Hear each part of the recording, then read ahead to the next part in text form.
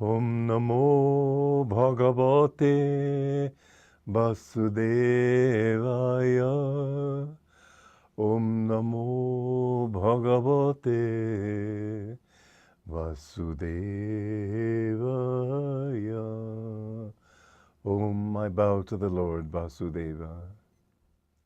Joy to you, friends.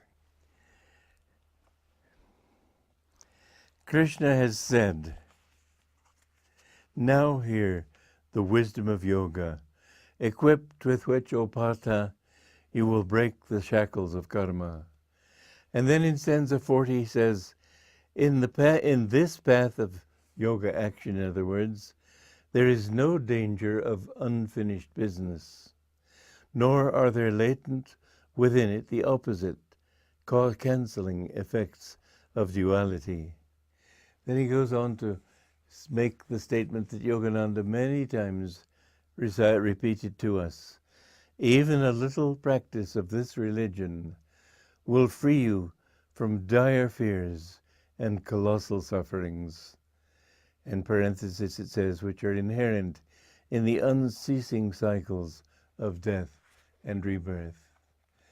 Now, the opposites in the body are the reactive process that makes you think, oh, this is great, oh, I don't like that. That completely involves you in the world around you, such that you can't, if you talk to the worldly person and talk about going inside, he won't know what you're talking about.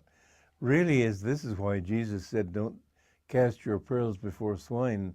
I hope I'm not doing that with this program, because I have no control over who's watching it. And I don't want to call you swine. I, in fact, have the deep-seated belief that everybody, because everybody is a child of God, everybody has this wisdom deep in his own nature. And so I am not looking for the kind of peace that Jesus was talking about.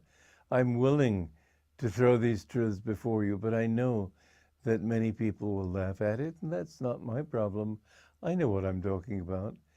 If there's a story that Yogananda told about a frog that was enjoying a vast lake, and every now and then he would wonder, because he would hear over on the other side of a sand dune lots of croaks, and he was wondering, what are all those frogs doing there? Maybe I could somehow tell them about this lake. So he went hopping over the sand dune and came down into this little puddle, and he saw a whole crowd of frogs all trying to fight with each other to get at the water. And he was saying, my dear brothers and sisters, where I live, there's a whole lake. Everybody could enjoy it. The lake could accommodate all of you. And they cried against him as a imposter, madman, whatever excoriation they could think of. And then the king of this group of frogs said, you mean your lake is this big? And he jumped across 1/4 of the pond. Oh, it's much larger than that. You mean it's this big? And he jumped half the way across. Oh, come on now. You don't know what you're talking about. This lake is infinitely larger. You mean your so-called lake dares to be this big? And he jumped all the way across the pond. And the little frog from the lake said, no, it's far, far larger than 1 million of these lakes. And so they attacked him and killed him. And this is the fate of so many great saviors who come into this world and try to tell people that there is so much more that they have to look forward to. But they say, does your kingdom of God dare be this big? And finally, when the master dies, as often as not by execution, then they take his teachings and whittle it down to size. No, it can't be that big, but it's this big. And so they insist that they're true Christians, because if you live in the right way, you won't go to hell and suffer for eternity. Just think, eternity of suffering. What a barbarous concept. Just think of somebody, I've mentioned this before, it's worth talking about. Think of somebody who is born into a slum. And he grows up in this slum, and all the people he knows are, they tend to be thieves and so on. He, in self-defense, joins a gang. And at the age of 18, and he engages in a gang war, and he kills a few people, and then he gets killed. Well, imagine where he goes according to standard dogma. To the wrong place, shall we say. Okay, then let's say that 2 billion years down the road, somebody looks at him and he says, this seems like a fairly decent chap. I don't know what's the matter. He said, what did you do to get down here? Well, gee, I can't quite remember.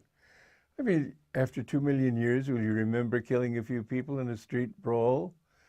It's so absurd to think that as I've said several times, a finite cause cannot have an infinite effect.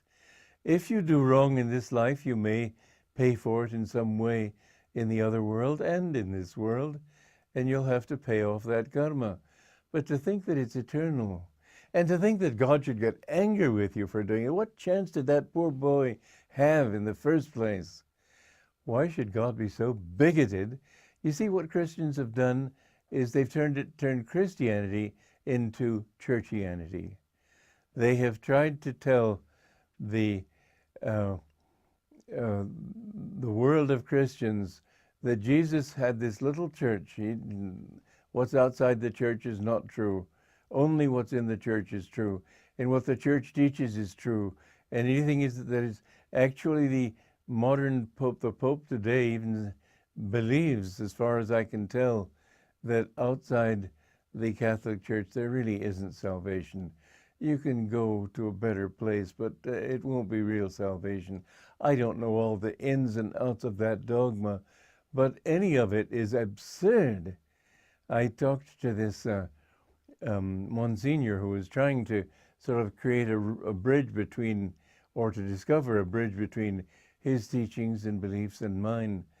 And he said, well, no, it's not absolute. But finally, he couldn't get around that thought of it's being the only way. Anyway, I won't go into all that. I will say that some days afterwards, he phoned a friend of mine and asked me to pray for him. So he'd felt something from me. But the thing is that Christianity, when Jesus talked of heaven, he was not talking of a place where people go and remain forever in this little ego. Christians may not think this is valid. Christian theologians have said for the Christian, the true Christian, this concept of merging in God is absurd. What do they mean then about spiritual marriage, marriage with God? What do they think when the saints say that becoming one with God is like a drop of water in a great vat of wine? The water loses its self-definition and becomes the wine.